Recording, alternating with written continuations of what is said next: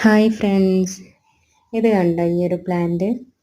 നല്ല ഭംഗിയില്ലേ? റെഡ് ലീഫിൽ ഇങ്ങനെ ഹാങ്ങിങ് ആയിട്ട് മുത്തുപോലെ ഇലയുടെ അറ്റത്ത്. അപ്പോൾ ഇതിൻ്റെ പേര് റിപ്സാലിസ് എന്നാട്ടോ. അപ്പോൾ എൻ്റെ കയ്യിൽ അതിൻ്റെ ജിഫി പ്ലാന്റ് സെയിലിനുണ്ട്.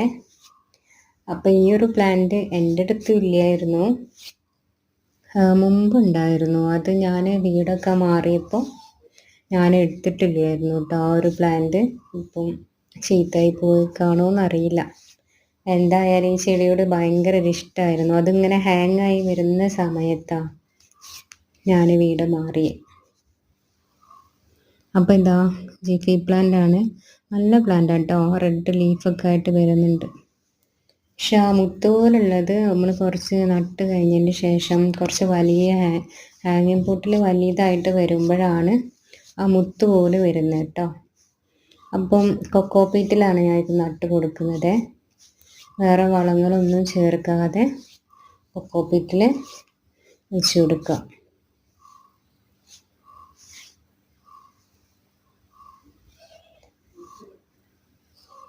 കണ്ടോ, നല്ല വേര് പിടിച്ച പ്ലാന്റ് കേട്ടോ.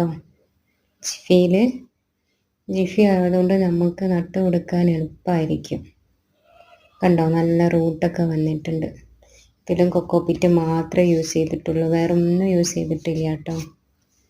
അപ്പോൾ നമുക്കിത് ശരിക്കും ഹാങ്ങിങ് പോട്ടിലാണ് വയ്ക്കേണ്ടത്.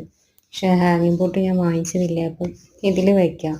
എന്നിട്ട് പ്ലാന്റ് വളരുമ്പോൾ വേറെ പോട്ടിലേക്ക് കുറച്ച് വളങ്ങളൊക്കെ ചേർത്തിട്ട് നമുക്ക് നട്ട് കൊടുക്കാമല്ലോ. അപ്പോൾ ഈ ഒരു പ്ലാന്റ് ഇതിൽ ഞാൻ സെറ്റ് ചെയ്യാം കേട്ടോ. ഇതാ ഒന്നുകൂടെ വെച്ച് കൊടുക്കാം. ഏത് ചെടിയായാലും നമ്മൾ ഒരു 2-3 പോട്ടിൽ വയ്ക്കുന്നത് നല്ലതാണ്. കാരണം ഒന്ന് ചീത്തയായി പോയാൽ നമുക്ക് വേറൊന്നും ഉണ്ടാവുമല്ലോ. ഈ പ്ലാന്റ് നമുക്ക് പ്രൊപ്പഗേറ്റ് ചെയ്തെടുക്കാൻ എളുപ്പമാണ് കേട്ടോ. അതിൻ്റെ ലീഫ് നട്ടു കൊടുത്താൽ മതി ഇതേമാതിരി കൊക്കോപീറ്റിൽ. അപ്പോൾ പെട്ടെന്ന് റൂട്ട് വരും, അതിൽ നിന്ന് ഇതുപോലെ പുതിയ ലീഫൊക്കെ വരും.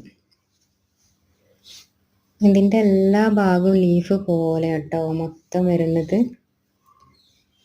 ഫസ്റ്റ് ഞാൻ കാണിച്ചല്ലോ, നല്ല ഭംഗിയാണ് അതിൻ്റെ ആ ഒരു മോഡൽ കാണാൻ വേണ്ടിയിട്ട്.